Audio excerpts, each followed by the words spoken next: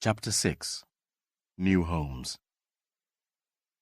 Nelson knew he was dreaming because the dried-up gardens he was walking through were the gardens at his home. He could hear Daniel singing in the distance. He seemed to float towards the song and found Daniel standing in the bottom of the empty swimming pool with dead leaves blowing around his feet. There were huge birds in the sky above, birds that eat dead animals. But they began to fly down and sit around the edge of the swimming pool, listening. The song was sweet, but heavy with sadness. Nelson woke up. Had he heard the phone ringing? If he had, it had stopped now. It was 2 o'clock in the morning. The first thing he thought of as he lay awake was the fight with his father. Mr. Mbizi hadn't appeared all evening, and there had been no messages. The next thing he thought of was his anger with himself because he hadn't stopped thinking of Vicky. Was he trying to help the children because that might result in his seeing her again?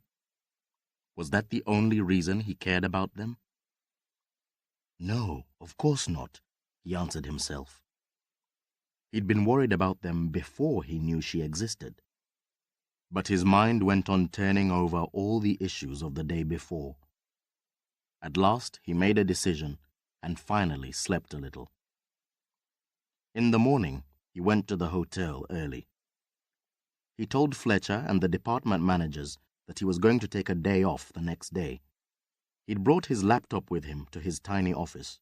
He got onto the internet and began a search for organizations that helped people with HIV and AIDS in Gomokure. He was looking for something that covered the sectors, but he'd found nothing relevant when his desk phone rang. "You asked me to let you know when your father came in," said Fletcher. "He's in his office now." "Thanks, Fletcher. Can you meet me there?" Nelson's heart was hammering as he went up in the lift. "Good morning, Dad." "Fletcher," he said from the door. "What's all this about?" said Mr. Mbizi loudly. "Dad, I've decided that if I'm to be the manager of your hotels, so that you can deal with your government business properly, then I deserve a decent salary. I want you to know that I'm going to go downstairs and arrange with Fletcher to put me on the books as an official employee of your company at a suitable rate and pay my first wages.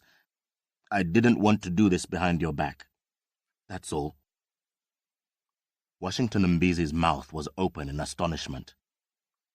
Fletcher looked from one to the other in fear, waiting for the explosion.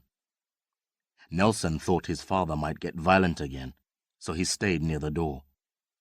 No one spoke. "I'll see you in the basement, Fletcher," said Nelson after a long moment, and turned to go. As he did, he was puzzled to see his father smiling a small, surprised smile. Nelson took the stairs down so as not to wait for the lift. Nelson worked until almost midnight, but he didn't see his father again that day. The next morning, he borrowed the gardener's truck again and drove to the bank. He spent most of the morning opening a personal bank account and making some inquiries about accounts for charities. Then he drove to Sector D. This time he went as himself. But number 1175 seemed different. There were now 2 new chairs and a wooden table in the front yard, and a strange woman went into the door as he approached.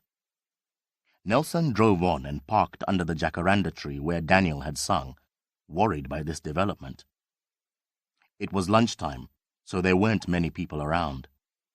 But as he got out of the truck, a silent crowd of children and young people appeared and watched him.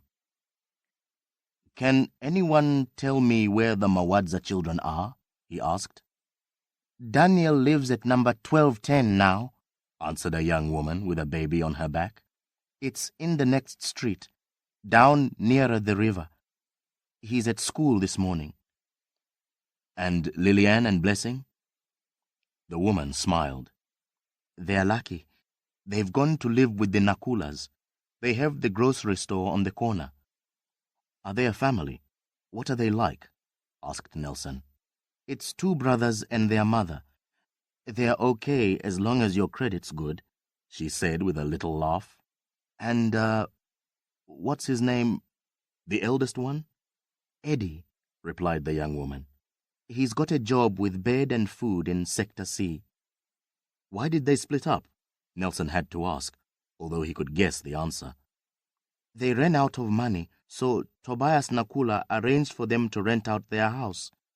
He's going to send Lillian to school again. That's good, said Nelson. What time does Daniel come home from school? One of the boys was older than the others. He stepped forward and said to Nelson, He'll be back by now. I can show you where he lives if you like. What's your name? Asked Nelson. Henry, replied the boy, looking at the ground.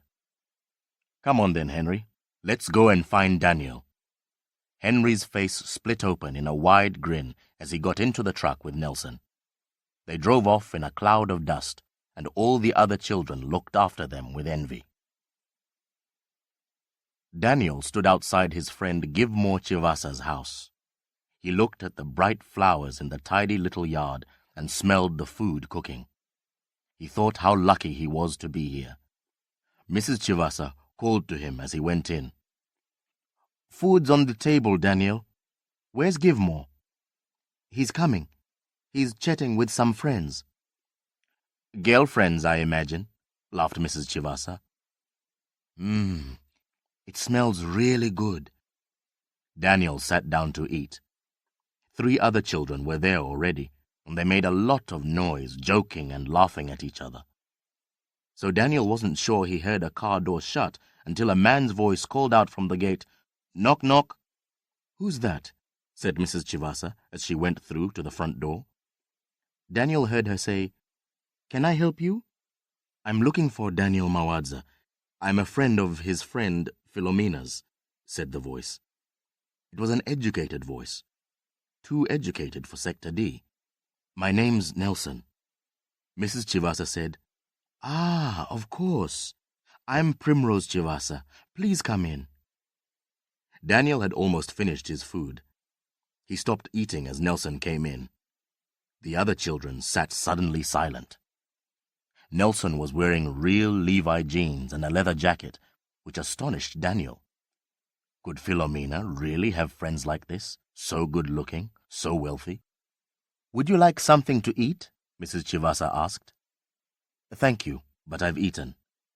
Nelson smiled, and Mrs. Chivasa sat down at the table.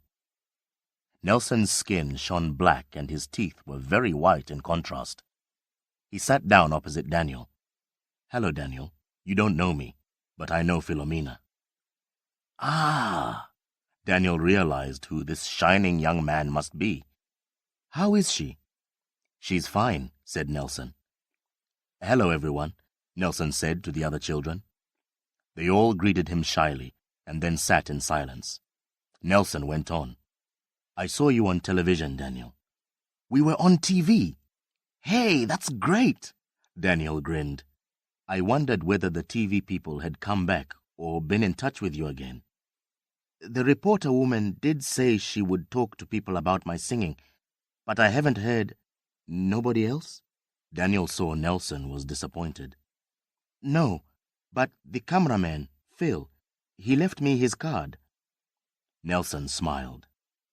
Ah, and do you still have it? Sure. Daniel stood up and opened his school bag.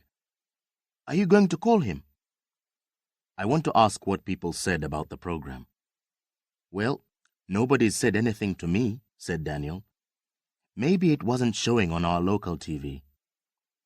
No, it was on satellite from Joburg on Sunday. Daniel handed Nelson the card and noticed how long and slim and smooth his fingers were. Thanks, said Nelson as he wrote out Phil's number on a piece of paper and put it in his pocket. He gave the card back to Daniel and asked, And how are you? Daniel picked up his mbira. I'm just fine, thanks. We're all eating again, and it looks as though there might be money for me and Lillian to finish our schooling. And this family is very kind. He began to play and sing. Mama's always singing, And Papa's always bringing the money home to feed us. They even say they need us." The children all clapped and laughed. Nelson asked, "Are you both here then, you and your brother?" "Well, Eddie lives at the garage where he works. He finally came back," Daniel grinned. "I made a song about him. Want to hear it?" "Yeah!" shouted the children. Nelson laughed. "Another time, Daniel. What about Lillian and Blessing? Are they okay?" Daniel laughed. "Yeah, they're in the best place, the grocery store. The only thing they don't have there is the traditional medicine for Blessing." "Well," said Nelson as he stood up, "that's great. I'd heard from Philomena about your mother's death." Daniel stood up too and interrupted. "So your mother is Mrs. Mbizi?" "That's right," replied Nelson, looking puzzled. "Nice woman, your mother." Daniel made it clear with his voice that he didn't mean it. "Hey," said Nelson, "don't judge her till you know her." "Okay, I'll try," said Daniel with a twisted smile. Nelson turned to go. "Thank you, Mrs. Chivasa, for taking Daniel into your home. I see you have a lot of other children living with you." "It's our pleasure, Mr. Mbizi. He's a good boy and he keeps the other children amused." She gestured for Nelson to go in front of her to the door. Daniel followed Nelson and Mrs. Chivasa.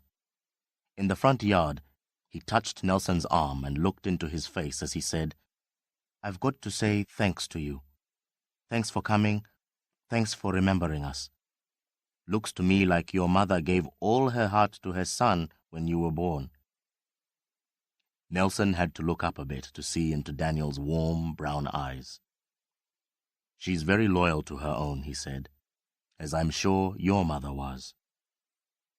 Daniel felt his eyes suddenly fill with tears. "Yeah," he said, looking down. The tears splashed into the dust. "Anyway, we're all okay for now. I'll let you know if I learn anything from Phil." Nelson turned to Mrs. Chivasa and shook her hand. "It was good to meet you. Goodbye," he said. "Stay well," said Mrs. Chivasa in the traditional way. Daniel watched Nelson get into a shining dark blue truck and drive away slowly so as not to make too much dust. Daniel turned to Mrs. Chivasa and began to dance her round the garden, singing Kundai Kambera's greatest hit, "He's my savior, I'm his friend." Nelson dropped Henry off and drove back to the main road. He parked in the first place he could find and called Phil's number in Johannesburg from his mobile. It was such a relief to know he could pay the bill himself now. A cheerful voice said, "Yebo, Phil here." "Hi, is that Phil the cameraman?" "Yeah, who's this?" "I'm interested in those people in Sector D in Chapangana. You filmed them a couple of weeks back. The singing guy, Daniel, gave me your number. I'm Nelson." "Hi, Nelson," said Phil. "How are they getting on?" "They've run out of money, so they've rented out their house, but that means they've split the family up." "That's usually a bad sign." "Yeah," agreed Nelson, "but they seem to be okay for now. It's just Daniel has written some more songs, so I wondered if you'd be doing another report on them. There was some talk a couple of days ago about something else in that area, but nothing for sure." "Would it be better if I contacted, what's her name, the reporter?" Nelson hoped Phil couldn't hear his heartbeat. "Vicky?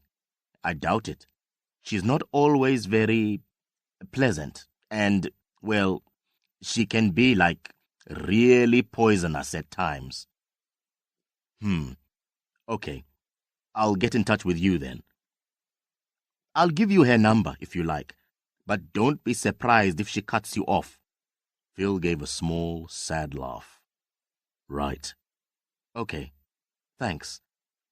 Nelson tried to sound bored as he wrote down the number. When he hung up, part of him wanted to call Vicky immediately, but part of him ridiculed the idea. To say what? He thought. And anyway, she's not worth the cost of the call. Perhaps he'd get an idea about what to say if he checked out the Network 10 website. He drove home too fast.